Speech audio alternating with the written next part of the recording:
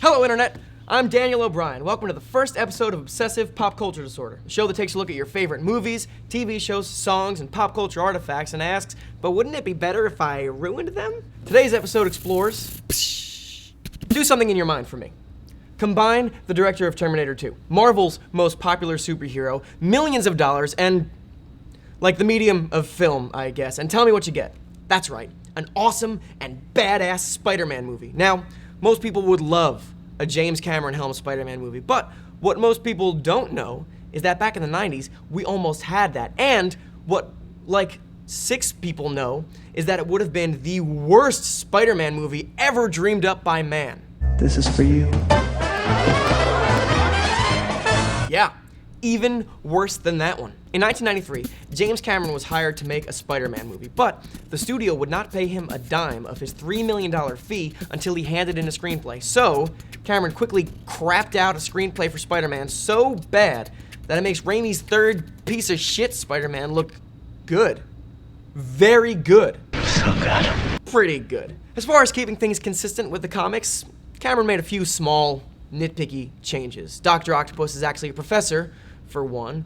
Peter Parker gets his powers in college instead of high school, for another. There are also some larger changes. Professor Octopus was also bitten by a radioactive spider. Says okie dokie as a catchphrase, has an assistant slash henchman named Wiener, no last name given, and occasionally calls himself Spider-Man.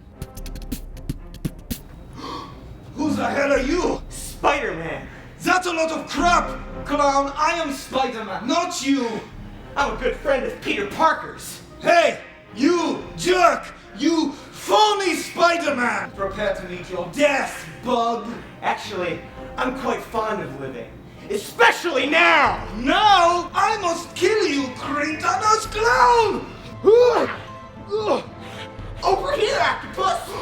That is Professor Octopus to you, spider jerk! First of all, no, it's Dr. Octopus. And second of all, also no. Didn't you say your name was Spider-Man? You just said your name was Spider-Man.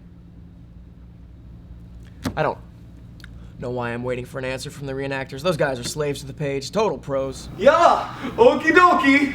I wouldn't call the screenplay's dialogue great, or good, or dialogue, if I'm being truthful. I would call it whatever you get when you feed your dog a bunch of Scrabble tiles and then write a screenplay based on what he poops. But I don't think we have a word for that yet. I'm certain we don't.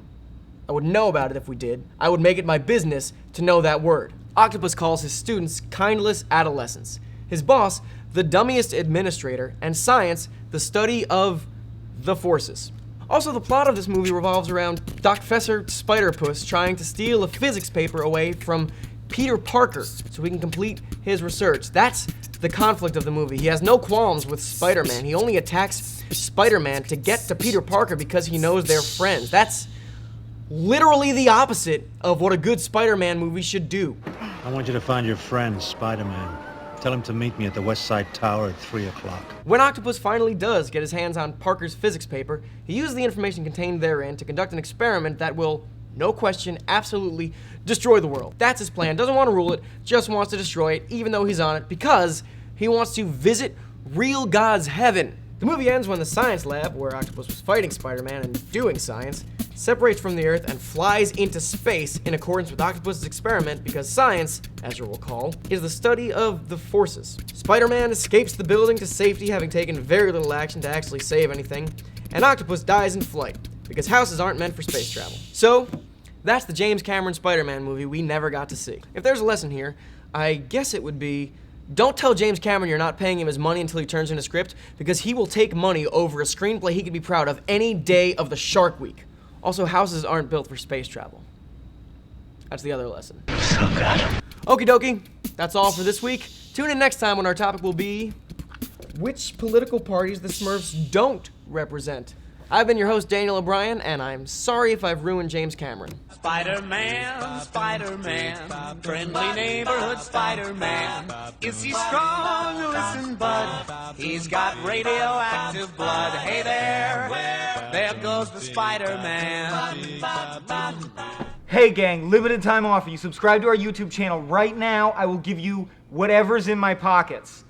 Other than my wallet, of course. That's my identification. I need that to get home.